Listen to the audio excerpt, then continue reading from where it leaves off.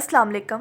पुरानी कहानियाँ और दिलचस्प किस्से देखने के लिए मेरे चैनल को कर दें सब्सक्राइब और साथ दिए गए बेल आइकन को लाजमी प्रेस करें ताकि आपको मेरी आने वाली हर न्यू वीडियो वक्त पर मिल सके। जज़ाकल्लाह। पुराने ज़माने की बात है, किसी मुल्क में एक आदमी रहा करता था जो कि अब बहुत बूढ़ा हो चुका था। उसका एक बेटा था जिसका नाम सलीम था। बूढ़े के पास कुल 300 अशरफियाँ थीं जो उसने उम्र भर मेहनत करके जमा की थीं। बूढ़ा सोचता था कि अब मेरा क्या भरोसा, किसी वक्त भी मौत का बुलावा आ सकता है। मेरा बेटा अब बड़ा हो चुका है, इसे अपने पैरों पर खड़ा हो जाना चाहिए। बहुत सोच विचार के बाद उसने अपने बेटे को बुलाया और कहने लगा, बेटा अब मैं बहुत बूढ़ा हो चुका हूँ और चाहता हूँ कि तुम मेरे मरने से पहले अपने पैरों पर खड़े हो जाओ। तुम तजारत शुरू करो। मैंने मालूम कर लिया है कि काफ़िला 2 दिन बाद सीतापुर रवाना होने वाला है। उसमें बड़े बड़े ताजर शामिल हैं। मैं तुम्हें 100 अशरफियाँ दे रहा हूँ। दूसरे शहर जाकर मुनाफा बख्श सामान खरीदो और तजारत करना सीखो। और हाँ सुनो, इन अशरफियों को ऐसी वैसी बातों में ज़ाया मत कर देना। सलीम की उम्र 18 साल थी। वो बहुत नेक, समझदार और फर्माबरदार लड़का था, मगर उसे तजारत से कोई दिलचस्पी नहीं थी, इसलिए वो अभी कोई फ़ैसला नहीं कर सका था कि उसे क्या करना है। फिर भी उसका जी चाहता कि वो कोई ऐसा हुनर सीखे जिसकी वजह से वो अपनी कामयाब ज़िंदगी बसर कर सके। चूँकि वो एक फर्माबरदार बेटा था, इसलिए जब उसके वालिद ने उसे तिजारत का पेशा अपनाने के लिए कहा तो उसने अपने वालिद से ज़्यादा बहस नहीं की। उसने वो अशरफियाँ ले लीं और सफ़र की तैयारियाँ करने लगा। काफ़िले के बारे में मालूमात हासिल की और फिर सीतापुर रवाना हो गया। चंद रोज़ सफ़र करने के बाद काफ़िला सीतापुर पहुँचा। एक सराय में क़याम किया। उस शहर में एक बहुत बड़ा बाग था। रात को सलीम उस बाग की सैर करने के लिए निकल खड़ा हुआ। वहाँ पहुँचा तो क्या देखता है कि हज़ारों कुमकुमे जगमगा रहे हैं और बाग दिन की तरह रोशन है। उसने देखा कि बाग का फर्श संगे मरमर का है, जिस पर कीमती कालीन बिछे हुए हैं। जगह जगह खूबसूरत मेज़ें रखी हुई हैं। उन मेज़ों पर कुछ लोग बैठे थे। एक आदमी सलीम को बहुत गौर से देख रहा था। वो उसके पास आया और बोला, साहबजादे, इतने हैरान क्यों हो? तुम कोई बात जानना चाहते हो तो मैं हाजिर हूँ। सलीम इस आदमी से कहने लगा, ये कौन लोग हैं और क्या कर रहे हैं? इस शख्स ने सलीम को जवाब दिया, बरखुरदार, ये नौजवान शतरंज खेल रहे हैं। यहाँ इसकी तरबियत दी जाती है। ये शतरंज का हुनर सिखाने की दर्सगाह है। सलीम कहने लगा, क्या मैं ये हुनर सीख सकता हूँ? ये शख्स बोला, हाँ हाँ, तुम भी सीख सकते हो। कायदे के मुताबिक तुम्हें हमें 100 शर्फियाँ बतौर उजरत देना होंगी। 6 महीने का ये सारा सिलसिला होगा। इस दौरान तुम्हारा खाना पीना और रहना सब दरसगाह के ज़िम्मे होगा। सलीम के पास जो अशरफियाँ थीं उसने वो देकर शतरंज के दरसगाह में दाखिला ले लिया। चंद दिनों में उसे शतरंज खेलने में बहुत मज़ा आया। जल्द ही वो एक ज़हीन और माहिर खिलाड़ी बन गया। बाज़ औक़ात तो वो अपने उस्तादों से भी आगे बढ़ने लगा। जब उसका वक्त ख़त्म हुआ तो सब तालिबे इल्म अपने अपने घरों को जाने लगे। सलीम ने शतरंज के खेल में बड़ा नाम पैदा कर लिया था, लेकिन वो बहुत उदास था कि बग़ैर पैसों के घर कैसे जाएगा और अपने वालिद को क्या बताएगा। बहरहाल वो बोझल दिल के साथ घर रवाना हुआ। उसने रास्ते में जंगली फल और चश्मे के पानी से गुजारा किया और पैदल सफ़र करते हुए घर पहुंचा। जब सलीम खाली हाथ घर लौटा तो उसके वालिद को बड़ा दुख हुआ। तो उन्होंने सलीम को बताया कि उसने वक्त और पैसा बर्बाद करके अपना मुस्तकबिल ख़राब कर लिया है। साल भर सलीम अपने घर में बेकार पड़ा रहा। एक दिन फिर सलीम के वालिद ने उसे अपने पास बिठाया और उसे नसीहतें की, ज़माने की ऊंच नीच से आगाह किया, वक्त और पैसे की कदर कीमत समझाई, तजारत के फ़ायदे बताएं और एक बार फिर 100 अशरफियाँ देकर उसे तजारत के लिए रवाना किया। काफ़िला फिर मंजिलें तय करता हुआ सीतापुर पहुँचा। एक बार फिर सराय में सामान उतारा गया और शाम को सलीम फिर बाग की सैर को निकल खड़ा हुआ। बाग में इस बार बहुत प्यारा सा नगमा सुनाई दे रहा था। जब वो अंदर दाखिल हुआ तो उसने देखा कि जहाँ उसने शतरंज खेलनी सीखी थी वहाँ साज़ बजाए जा रहे हैं। साज़ की आवाज़ें उसे अपनी तरफ खींचने लगीं। सलीम अपने बाप की नसीहतें भूल गया। उसका दिल चाहा कि वो भी साज़ बजाना सीख ले। उसने बात की तो मालूम हुआ कि वही 100 अशरफियाँ और फिर वही 6 महीने। सलीम ने 100 अशरफियाँ अदा की और फिर वहीं साज़ बजाना सीखने लगा। उनमें उसका दिल ऐसा लगा कि वो उसी में डूब गया। कुछ अरसे बाद उसने साज़ बजाने में इतनी महारत हासिल कर ली कि अपने उस्तादों को भी पीछे छोड़ दिया। जब उसका सारा सिलसिला ख़त्म हुआ تو امتحان ہوا۔ سلیم اس امتحان میں کامیاب ہوا۔ پھر سب لوگ اپنے اپنے گھروں کو لوٹ گئے۔ سلیم ایک بار پھر اداس ہوا کہ اب اپنے والد کے پاس کس منہ سے جاؤں گا اور کیسے بتاؤں گا کہ تجارت کے بجائے اب ایک اور ہنر سیکھ لیا ہے۔ وہ پہلے کی طرح پیدل سفر کرتا ہوا اپنے گھر پہنچا۔ اس بار اس کے والد کا رد عمل بہت شدید تھا۔ بیٹے کو خالی ہاتھ دیکھ کر اسے بہت غصہ آیا۔ اس نے سلیم کو خوب برا بھلا کہا۔ پھر 1 سال اور گزر گیا۔ پھر ایک دن اس کے والد نے اسے شفقت سے اپنے پاس بٹھایا اور اسے کہنے لگا، دیکھو بیٹا، میں ایک بار پھر تمہیں 100 اشرفیاں دے دیتا ہوں۔ یہ آخری اشرفیاں ہیں میرے پاس۔ اگر تم نے ان کو بھی فضول کاموں میں اڑا دیا تو ہم بالکل کنگال ہو جائیں گے، روٹی کے ایک ایک ٹکڑے کو ترسیں گے اور تم کبھی اپنے پیروں پر کھڑے نہیں ہو سکو گے۔ سلیم نے 100 اشرفیاں لے لیں اور باپ کی نصیحتوں کو اپنے پلے سے باندھ لیا اور چند دنوں کے بعد وہ پھر ایک قافلے کے ساتھ روانہ ہو گیا۔ اس بار اس نے فیصلہ کیا کہ وہ پوری احتیاط سے کام لے گا اور کوئی ہنر سیکھنے کے بجائے ان اشرفیوں سے مال و اسباب خریدے گا اور پھر اچھے منافع پر بیچے گا۔ اور ایک بار پھر وہ اسی شہر میں تھا۔ سرائے میں سامان رکھنے کے بعد اس نے فیصلہ کیا کہ وہ اس بار بالکل بھی باغ کا رخ نہیں کرے گا۔ وہ شام کو غسل کے لیے حمام گیا۔ وہ باغ کے قریب سے گزر رہا تھا کہ اس نے دل میں سوچا کہ ایک نظر دیکھنے میں کیا حرج ہے۔ تھوڑی دیر بعد ہی وہ باغ کے اندر تھا۔ اس نے دیکھا کہ جہاں اس نے شطرنج کھیلنا اور ساز بجانا سیکھا تھا وہاں کچھ نوجوان بیٹھے کچھ علم حاصل کر رہے ہیں۔ لکھنے پڑھنے کی خواہش نے سلیم کو بے چین کر دیا۔ پھر اس نے وہیں داخلہ لیا، 100 اشرفیاں دیں اور پھر پہلے کی طرح اس نے محنت اور دلچسپی کے ساتھ تعلیم حاصل کی۔ تعلیم پوری ہوئی، سلیم نے پڑھنا لکھنا سیکھ لیا، لیکن اس بار خالی ہاتھ گھر لوٹنے اور بوڑھے باپ کو اپنی شکل دکھانے کی اس میں ہمت نہیں تھی۔ اس دوران سلیم کی ملاقات ایک ایسے سوداگر سے ہوئی جو دور کے کسی شہر جا رہا تھا۔ وہ اپنا سامان اونٹوں پر لاد چکا تھا۔ سلیم نے اس سوداگر کے ہاں ملازمت کر لی۔ قافلہ چلتا رہا۔ یہ راستہ ایسا تھا جہاں پانی کی کمی تھی۔ قافلے کے پاس پانی ختم ہو گیا تو جان کے لالے پڑنے لگے۔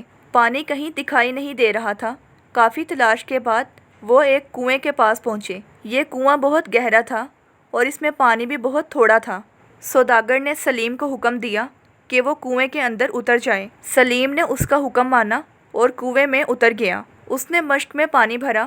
ابھی وہ اوپر چڑھنے کی سوچ ہی رہا تھا کہ کنویں کی دیوار پر بنے ہوئے ایک چھوٹے سے دروازے پر اس کی نظر پڑی۔ مشک ایک طرف رکھ کر وہ دروازے کی طرف بڑھا۔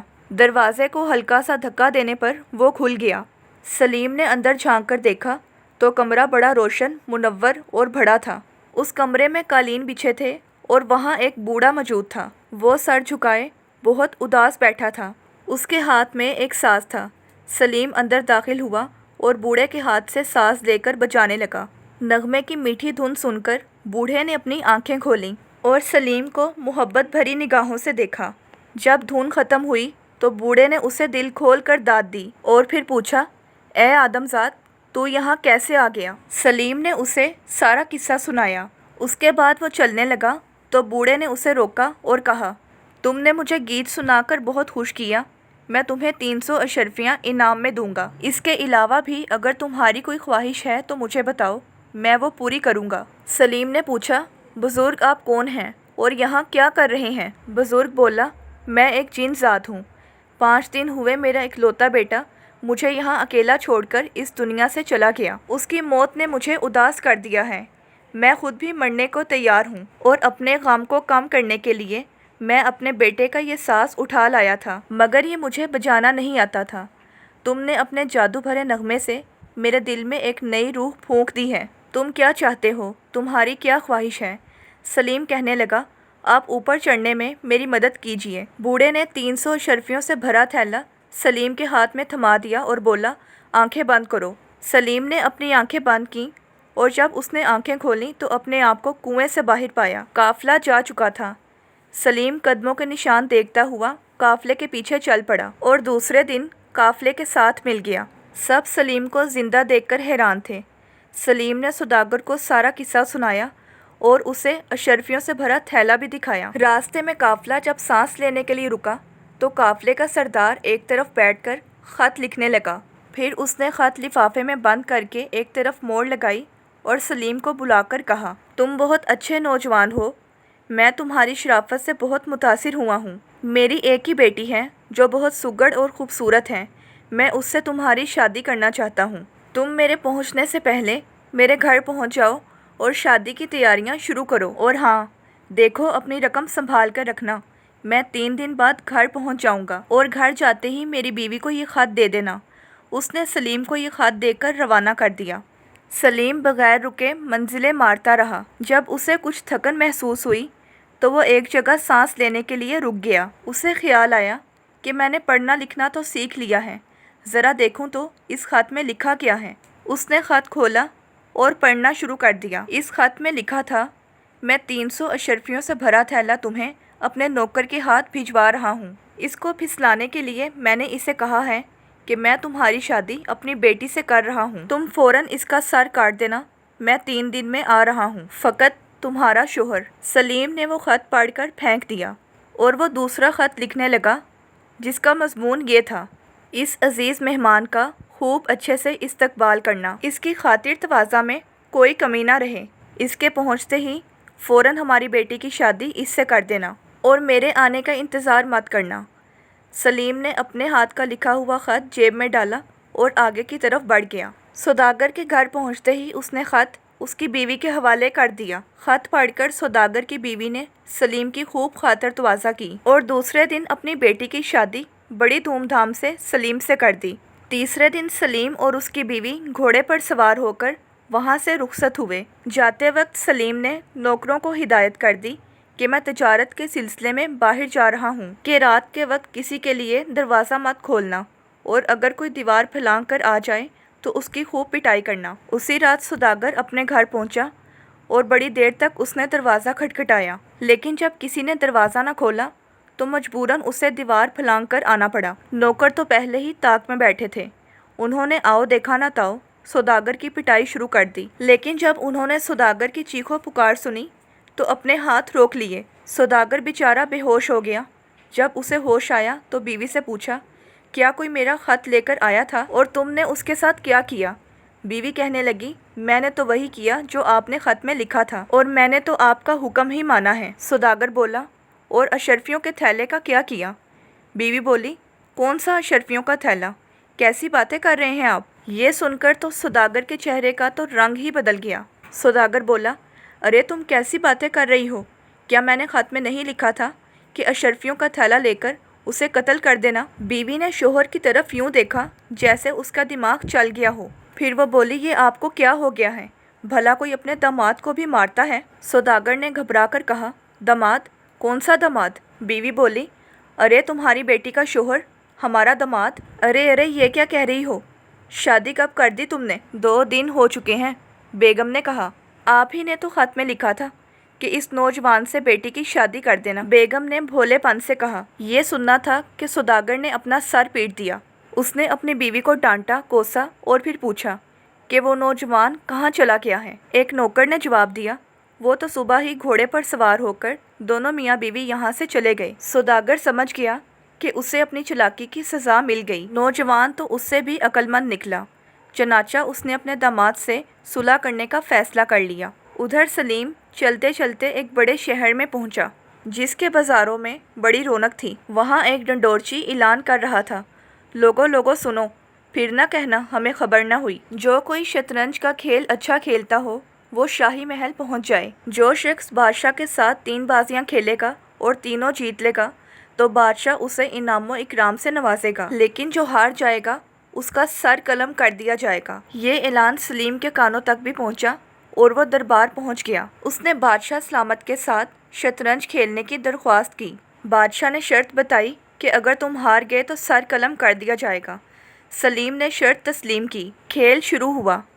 3 بازیاں ہوئیں اور تینوں سلیم نے جیت لیں۔ بادشاہ بہت خوش ہوا اور اس نے اپنے وعدے کے مطابق سلیم کو انعام و اکرام سے نوازا۔ گھر پہنچ کر سلیم نے اپنی آپ بیتی اپنے بوڑھے باپ کو سنائی۔ باپ یہ کہانی سن کر بڑا خوش ہوا۔ اس نے سلیم سے کہا، واقعی تم بہت ذہین ہو، تم نے کتنے ہی ہنر سیکھ لیے اور اس ہنر سے تمہیں فائدہ بھی پہنچا، بیوی بھی مل گئی اور کتنی ساری دولت بھی مل گئی۔ سلیم نے بڑے ادب سے جواب دیا، ابا جان، آدمی جتنے بھی ہنر سیکھ لے وہ اس کے لیے کم ہیں۔